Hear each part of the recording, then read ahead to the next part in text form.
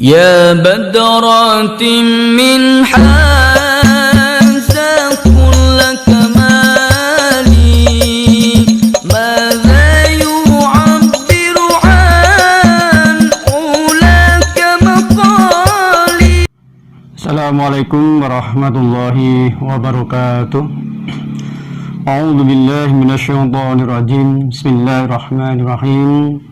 Alhamdulillahilladzi khalaqal mauta wal hayata liyabluwakum ayyukum ahsanu amala. Wassalatu wassalamu ala sayyidina Muhammadin wa ala alihi washabbihi ajma'in. Kepada saudaraku kaum muslimin dan muslimat yang kami muliakan, alhamdulillahirabbil alamin, kita sanjungkan puja dan syukur kita kepada Allah. Pada saat ini kita masih mendapat karunia sehat, iman Islam, dan insya Allah sebentar lagi kita bisa memasuki kemuliaan di bulan Ramadan dan kita semua bisa merebut fadilah-fadilah yang ada di dalamnya. Allahumma amin. Salawat dan salam semoga tetap Allah limpahkan kepada junjungan kita, pimpinan kita yang kita ikuti syariatnya, yang kita harapkan syafaatnya kelak di yaumul qiyamah, yaitu Nabi besar Muhammad sallallahu alaihi wasallam.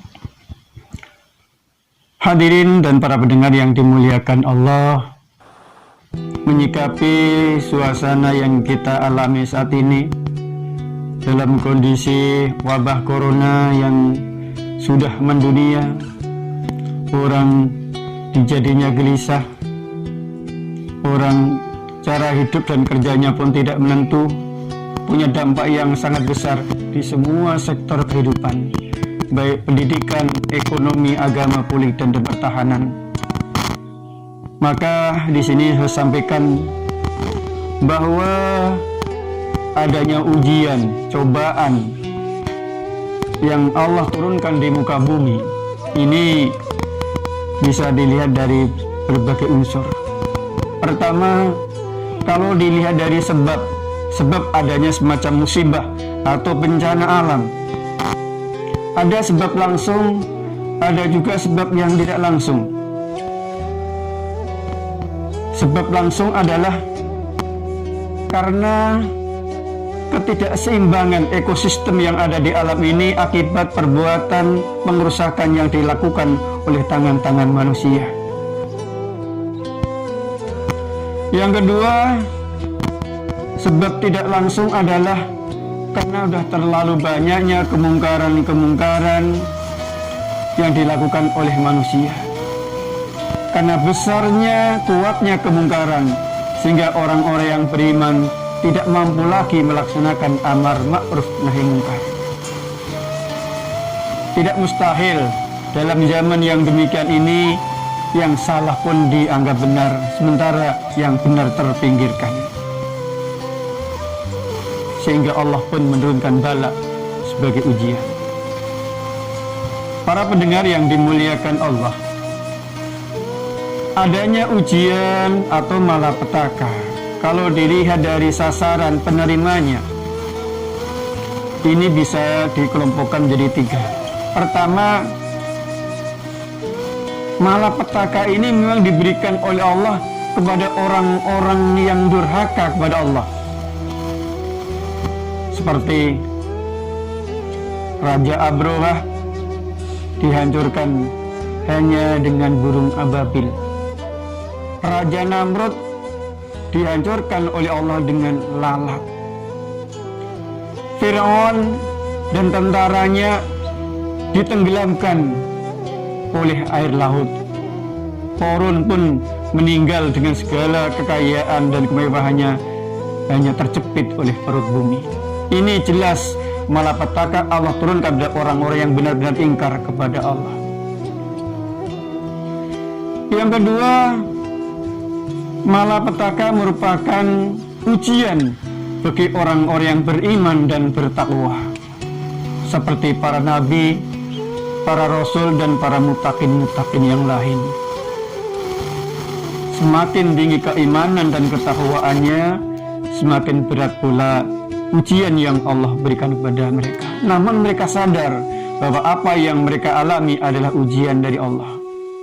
kita mengenal sejarah para nabi, para rasul dengan ujian yang begitu berat, bukan luntur imannya, namun semakin menambah kekuatan iman dan takwa serta tawakalnya kepada Allah Subhanahu wa taala.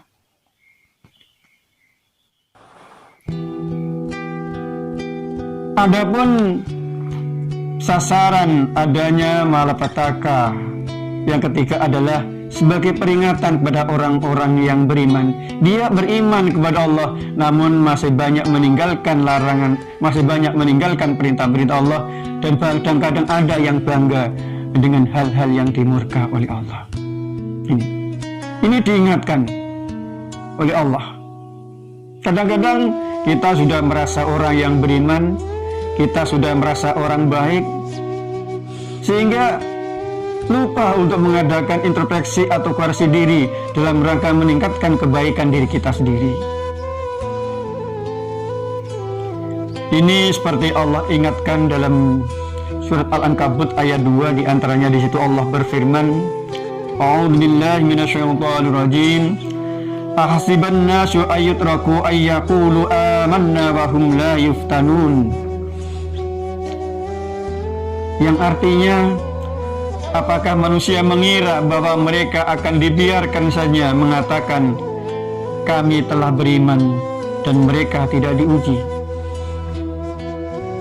Dalam ayat berikutnya Allah menjelaskan, menegaskan lagi,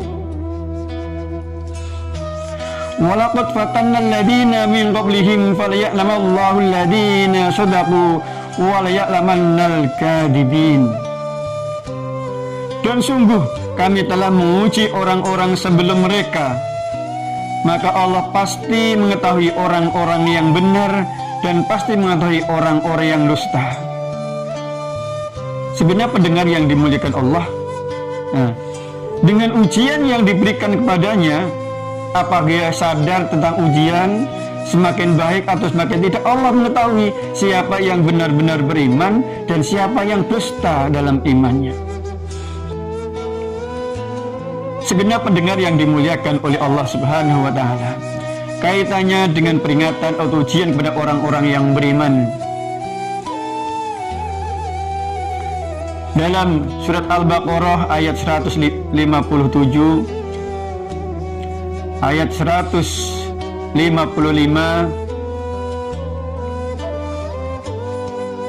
55 sampai 57, Allah mengingatkan kepada kita, wala nabluwannakum bisyai'in minal khawfi wal ju'i wa naqsin minal amwali wal anfusi wath thamarat wa basyiris sabirin alladzina idza asabathum musibatun qalu inna lillahi wa inna ilaihi raji'un ulaika 'alaihim shalawatun mir rabbihim wa rahmah wa ulaika humul muhtadun. Shadaqallahul adzim.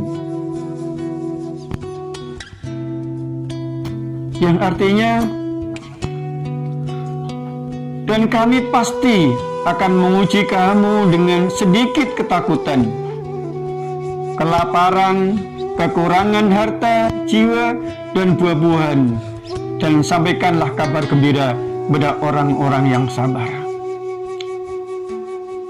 Wa basyiris sabirin alladzina idza asabathum musibah qalu inna lillahi wa inna ilaihi raji'un. Orang sabar itu orang yang manakala ditimpa musibah dia mengatakan, sesungguhnya kita ini dari Allah, innalillah wa ilaihi raji'un, dan akan kembali kita kepada Allah Subhanahu wa taala. Sehingga orang yang dapat ujian ini sadar dia diuji bahwa apa yang ada dalam penguasaannya, mungkin harta, pangkat, jabatan, kekayaan, teman, rekan kerja, semua ini adalah milik Allah, datang dari Allah dan akan kembali kepadanya. Sehingganya kalau itu lepas dari penguasaan kita, kita semakin ringan beban membawa amanah yang Allah berikan kepada kita. Maka Allah memberikan predikat derajat orang yang demikian, ulaika 'alaihim sholawatun mir rabbihim wa rahmah. Mereka inilah orang-orang yang mendapat kesejahteraan dan rahmat dari Tuhannya, mendapat kesejahteraan dan rahmat dari Allah. Wa ulaika humul muhtadun, dan mereka inilah orang-orang yang mendapat petunjuk.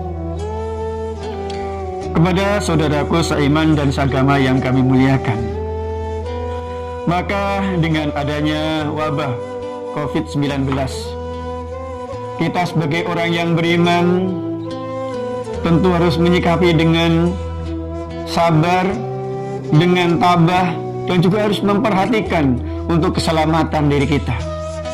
Maka semboyan beribadah, bekerja, istirahat di rumah adalah merupakan salah satu cara untuk menyelamatkan diri kita dari wabah corona.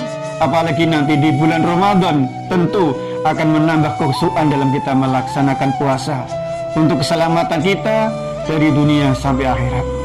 Kepada saudaraku seiman dan seagama yang kami muliakan, mungkin itu sekedar ilustrasi atau mungkin kaitannya sikap kita sebagai orang yang beriman menghadapi ujian yang Allah berikan kepada kita.